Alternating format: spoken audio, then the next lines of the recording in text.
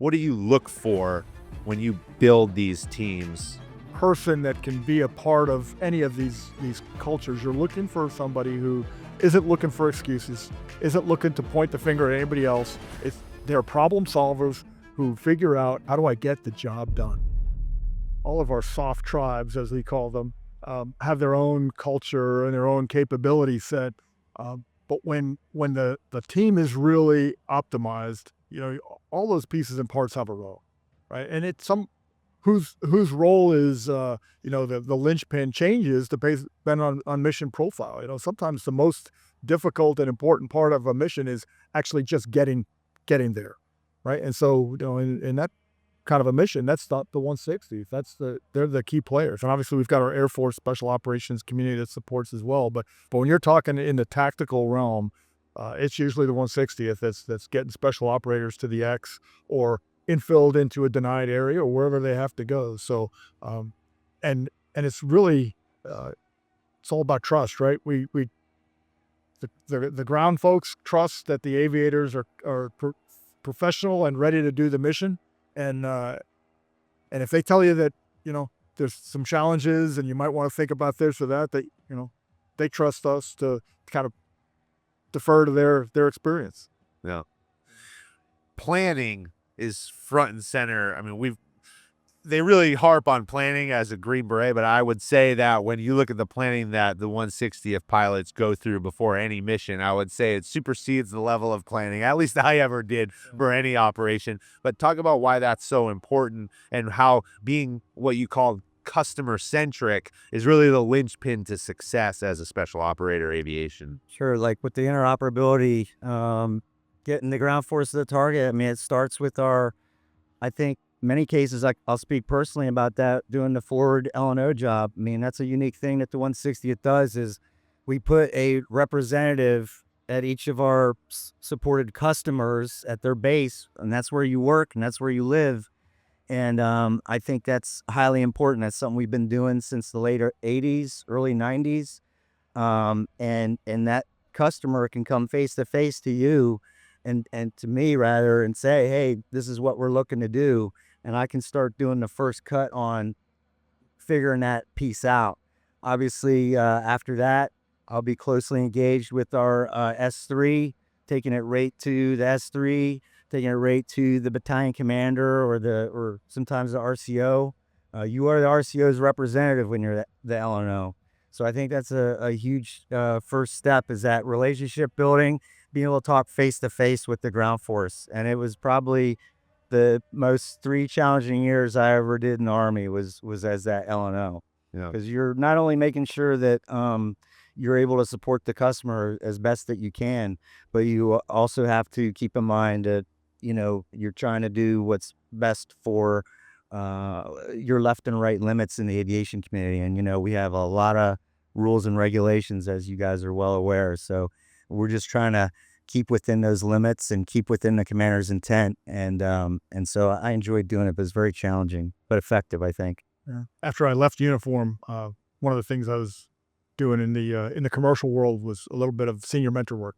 And I participated in several exercises that were primarily designed on the aviation side to qualify FMC pilots as, the ability to plan and lead an operation. There was a ground element too, some SF supported units, but it was incredible to watch the incredibly high stress training environment they put those guys through to earn the qualification to actually be the lead planner.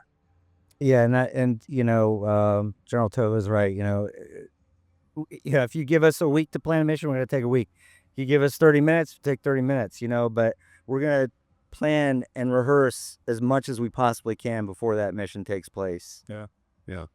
And the level of proficiency and specialization is incredible. I mean, it's really interesting because on the Special Forces teams, we have our specializations in our various MOSs. But we also spend so much time cross-training. Right. You can, as a pilot, fly various aircraft, but I specifically asked in our conversation, I asked Chief Sullivan, the question of, well, why don't you fly everything? And it really was, they said you can't be an expert if you do more than one thing. Right. Yeah, totally agree with that. You would see in the Little Bird community from time to time an MH6 guy going to be a AH6 guy or vice versa.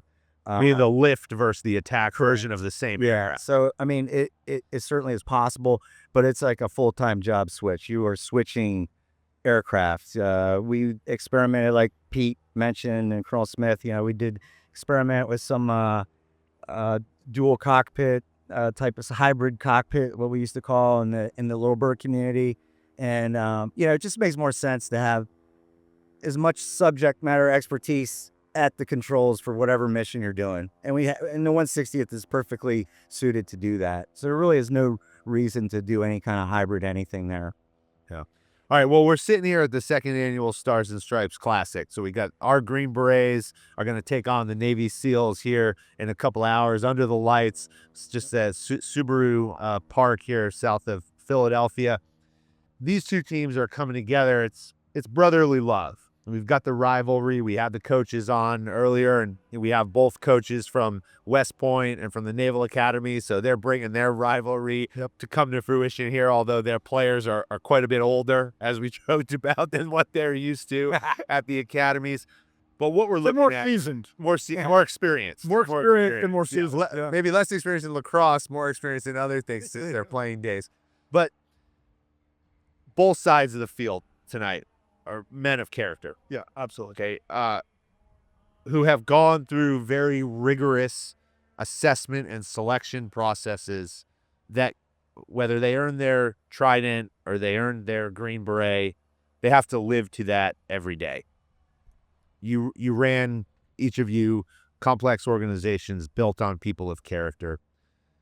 In your definition, in your own perspective, what do you look for when you build these teams and you need people to come in and operate at an elite level? Yeah, it's interesting. You kind of talk Green Berets, Navy SEALs, 160th. I think they've all got their own culture, and each of them is looking for probably something a little bit different in the attributes they assess for and they select against. But at the core, SOF is really about an ethos of mission accomplishment, right? It's about getting the job done. No excuses. In the 160th, it's on time, on target, right? And it's also a commitment that when I put you in, I'm going to get you out.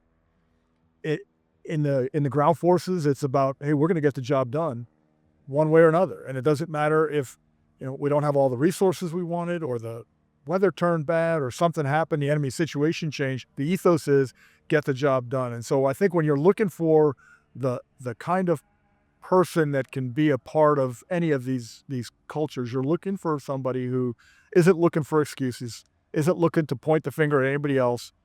They're problem solvers who figure out, what do I need to do what I signed up to accomplish? How do I get the job done? Because there's no excuses. Mission's got to be accomplished.